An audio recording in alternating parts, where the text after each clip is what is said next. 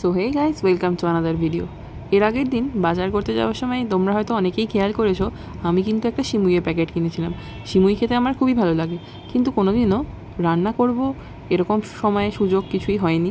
যাই হোক, সেদিনকে নিজেই যখন সিমুইটা কিনলাম, তাই ভাবলাম আজকে সিমুইটা আমিই রান্না করব। প্রথমে একটু কড়াইতে ঘি গরম করে নিলাম।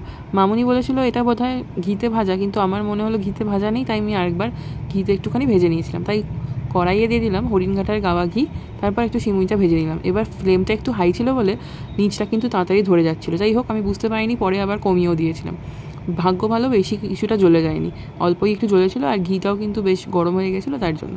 যাই হোক, এবার ঘিতে পুরো সিমুইটা নাড়াচাড়া করে নেওয়ার পরে আমি ভালো করে নাড়াচাড়া হয়ে গেলে এটাকে দুধের মধ্যে ঢেলে দেবো।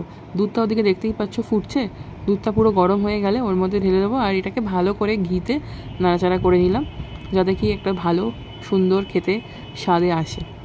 যাই হোক, প্রথমবার যেহেতু রান্না করছি এটা সিমুইয়ের পায়েস, যদিও খুব ইজি ব্যাপার, তাও একটুখানি মনে হচ্ছিলো কি না কি হবে, ঠিকঠাক হবে কি না বা কিছু। যাই হোক, তো মধ্যে কথা সব কিছু ম্যানেজ হয়ে গেছিলো মোটামুটি। এরপর কড়াই থেকে এটাকে ডিরেক্টলি ঢেলে দিলাম আমি এই দুধের বাটির মধ্যে। দেখতেই পাচ্ছ নিচের দিকটা যেটা একটু পুড়ে পুড়ে গেছিলো হালকা, ওটাই দেখতে পাচ্ছ, কিছুটা কিন্তু পড়েছিল, পুরোটা পড়ে। যাই হোক, তাড়াতাড়ি করে আমি দেখে নিয়েছিলাম ভাগ্য করে, নাহলে পুরোটা পুড়ে যেত। এই যে ঘি ভাজা সিমুইগুলো আমি ঢেলে দিয়েছি, আর এবার একটুখানি ফুটিয়ে দিলাম। দেখতেই পাচ্ছ কী সুন্দর লাগছে দুধের মধ্যে এইরকম সুন্দর একটা কালারের সিমুইগুলোকে দেখতে।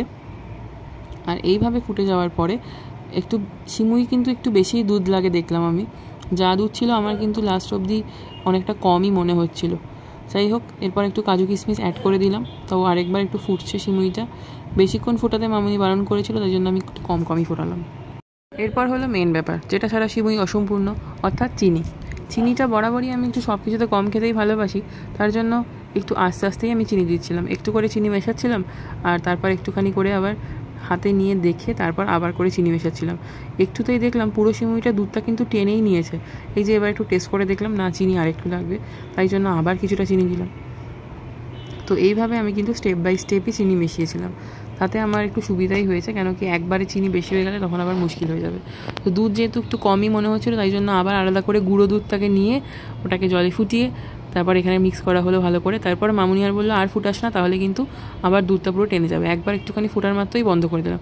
তারপর মামুনি দেখিয়ে দিল এতটা চিনি মোটামুটি লাগবেই, তো আমি সেইটুকু চিনি আবার পুনরায় ঢেলে দিলাম। তো এরপর কিন্তু আরেকবার টেস্ট করে দেখে নিচ্ছি যে ঠিকঠাক হয়েছে কি না।